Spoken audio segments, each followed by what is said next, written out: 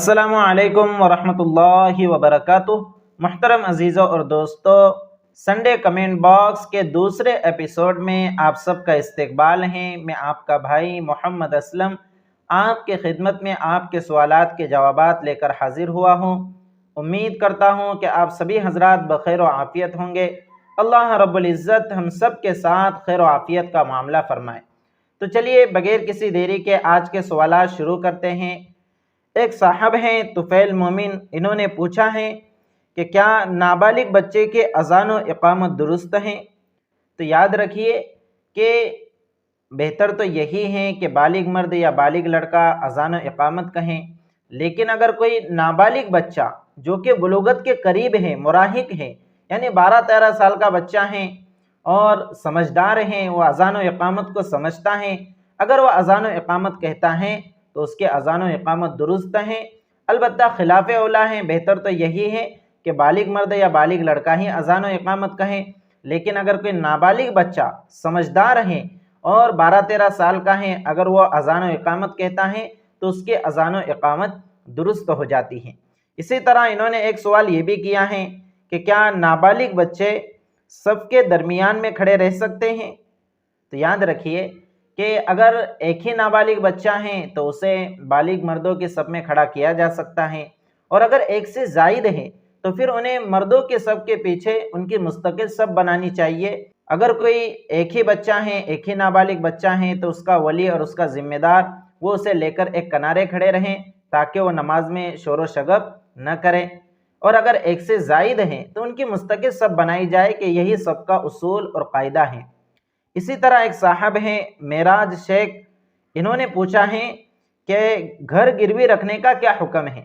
اس کے اوپر مستقل ہم نے ایک ویڈیو بنایا ہے قرض کے مسائل اور گروی رکھنے کے مسائل پر۔ تو اگر ہم کسی سے قرض لیتے ہیں اور وہ بطور وثیقے اور اعتماد کے ہم سے کسی چیز کے یا گھر کے گروی رکھنے کا مطالبہ کرتا ہے تو اس کا مطالبہ کرنا جائز ہے، اور ہمارا گھر گروی رکھنا بھی جائز ہے۔ اسے شریعت کی اصطلاح میں رہن کہا جاتا ہے، اور جو گروی رکھتا ہے اسے راہن کہتے ہیں، اور جس کے پاس وہ چیز گروی رکھ کر جس سے قرض لیا جاتا ہے اسے مرتہن کہا جاتا ہے۔ البتہ اس سلسلے میں جو غلطیاں عموماً لوگ کرتے ہیں ان کو سمجھنا بہت ضروری ہے کہ شریعت کا اصول ہے کہ ہر ایسا قرض جو نفع کو کھینچ لائیں وہ سود ہیں، وہ بیاج ہیں، وہ قرض جائز نہیں ہے، وہ قرض کا معاملہ درست نہیں ہے۔ تو اگر ہم نے کسی سے قرض لیا ہے اور اس نے بطور وثیقے اور اعتماد کے اپنے پاس گھر گروی رکھنے کا مطالبہ کیا ہے یا کسی اور چیز کے گروی رکھنے کا مطالبہ کیا ہے تو اس کا مطالبہ کرنا جائز ہے۔ البتہ اسے چاہیے کہ وہ اس گروی رکھی ہوئی چیز سے استفادہ نہ کرے، اس گروی رکھی ہوئی چیز سے نفع نہ اٹھائے۔ جیسے اگر اپنے پاس گھر گروی رکھا ہے تو وہ اس گھر میں رہ نہیں سکتا، اس گھر کو کسی اور کو کرائے پر دے نہیں سکتا، اس لیے کہ اگر وہ گروی رکھی ہوئی چیز سے قرض دینے والا نفع اٹھاتا ہے تو یہ کل قرض جر منفعتا فہو ربا میں داخل ہو جاتا ہے، یعنی وہ قرض جو نفع کو کھینچ لاتا ہے، اور شریعت میں یہ جائز نہیں ہے۔ اگر کوئی ضرورت مند، کوئی حاجت مند آپ سے قرض مانگتا ہے تو اسے قرض حسنہ دینا چاہیے، اور اگر آپ کو اس کے اوپر مکمل اعتماد نہیں ہے اور آپ اعتماد اور وثیقے کے لیے کوئی چیز گروی رکھنا چاہیں تو گروی رکھ بھی سکتے ہیں، البتہ اس گروی رکھی ہوئی چیز سے اسے استفادہ نہیں کرنا چاہیے۔